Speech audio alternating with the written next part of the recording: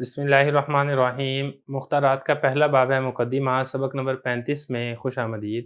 آج کے سبق کے اندر ہم کتاب کی وجہ تالیف کے بارے میں پڑھیں گے۔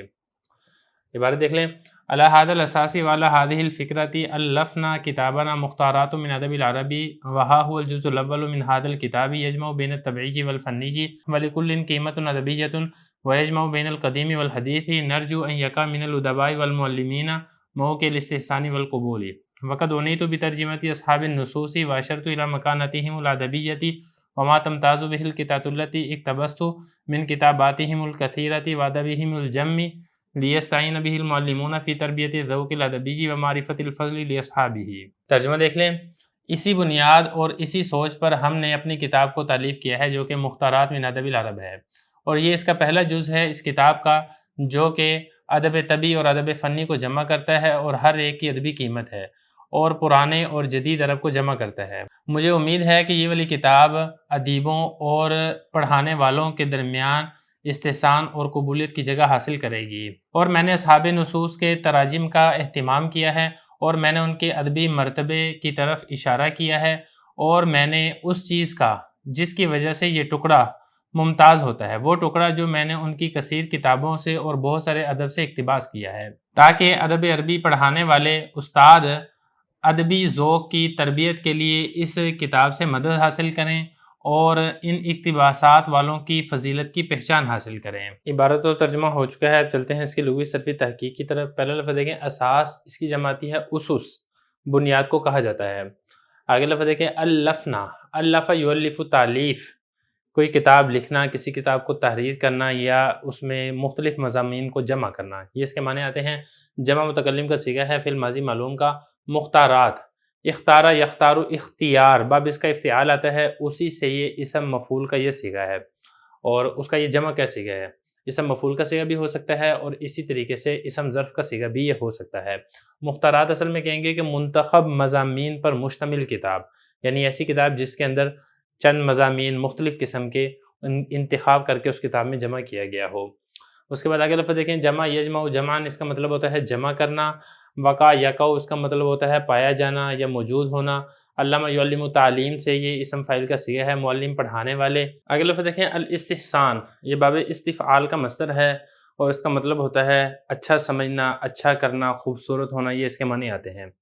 آگے ہے عنیتو، اس کو مجہول پڑھنا ہے، واحد متکلم فعل ماضی مجہول کا صیغہ ہے، باب اس کا آتا ہے سمع یسمع، اور اس کا مطلب ہوتا ہے کسی کام کی طرف متوجہ ہونا۔ آگے لفظ ہے الجم، جم بڑی تعداد کو کہا جاتا ہے، باب اس کا ناصرہ بھی آتا ہے اور باب اس کا ضربہ بھی آتا ہے، اس کا مطلب ہوتا ہے کثرت سے جمع ہونا، قریب ہونا، آرام پانا، یہ اس کے معنی آتے ہیں۔ استعان یستعین، یہ باب اس کا استفعال آتا ہے، اس کا مطلب ہوتا ہے مدد طلب کرنا یا مدد حاصل کرنا۔ یہ الفاظ سے جن کی لغوی صرفی تحقیق ہو چکی ہے، اب چلتے ہیں اس کی تشریح کی طرف۔ حضرت اس میں یہ فرما رہے ہیں کہ جو پرانا ادب ہے اس کو نئے اسلوب اور جدید طریقے سے پیش کرنے کی ضرورت ہے، جیسا کہ گزشتہ دو سبقوں کے اندر اس بارے میں تفصیل سے حضرت نے کلام کیا ہے۔ تو حضرت فرما رہے ہیں کہ اسی بنیاد کے اوپر اور اسی فکر کی وجہ سے ہم نے یہ والی کتاب تالیف کی ہے، مختارات من ادب العرب۔ اور مقصد کیا تھا ہمارا؟ مقصد ہمارا یہ تھا کہ ہم ایسی کتاب تالیف کریں جس میں فطری اور طبعی ادب ہے اور جو فنی ادب ہے، جو کہ علم ادب کے فن کے اوپر بہترین تحریریں ہیں، مضامین ہیں، رسالے ہیں، ان کو ہم جمع کریں، اور ان میں سے ہر ایک کی ادبی ایک قیمت ہے۔ طبعی ادب، فطری ادب کی طبعی ایک اپنی قیمت ہے، اسی طریقے سے فنی ادب کی ایک اپنی قیمت ہے، اور جو پرانا ادب ہے اس کو ہم جمع کریں، اور جو نئی تحریریں ہیں جو کہ نئے اسلوب اور نئے طرز کے اندر لکھی گئی ہیں ہم اس کو جمع کریں۔ تو اسی مقصد کے تحت ہم نے یہ والی کتاب مختارات کو تالیف کیا ہے کہ پرانا ادب اس کو بھی جمع کیا جائے، نیا ادب ہے اس کو بھی جمع کیا جائے، طبعی اور فطری ادب کو بھی جمع کیا جائے، فنی ادب کو بھی اس کتاب کے اندر جمع کیا جائے۔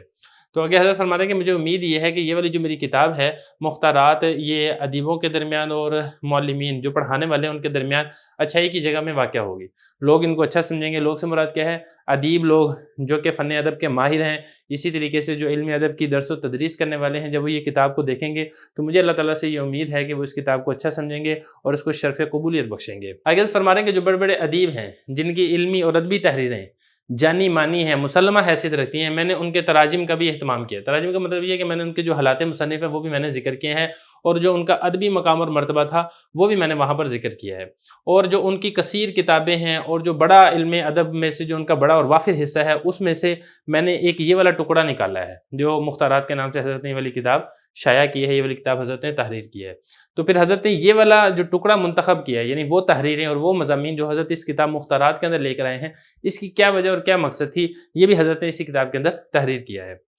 تو آگے حضرت فرما رہے ہیں کہ یہ سارا کا سارا میں نے یہ والے کام کیا کیوں ہے، تو وہ فرما رہے ہیں کہ وجہ اس کی یہ ہے تاکہ جو معلمین ہیں، علم حاصل کرنے والے ہیں، علم پڑھانے والے ہیں، وہ اس کتاب مختارات کی مدد سے جو ایک ادبی ذوق ہے اس کو پروان چڑھائیں،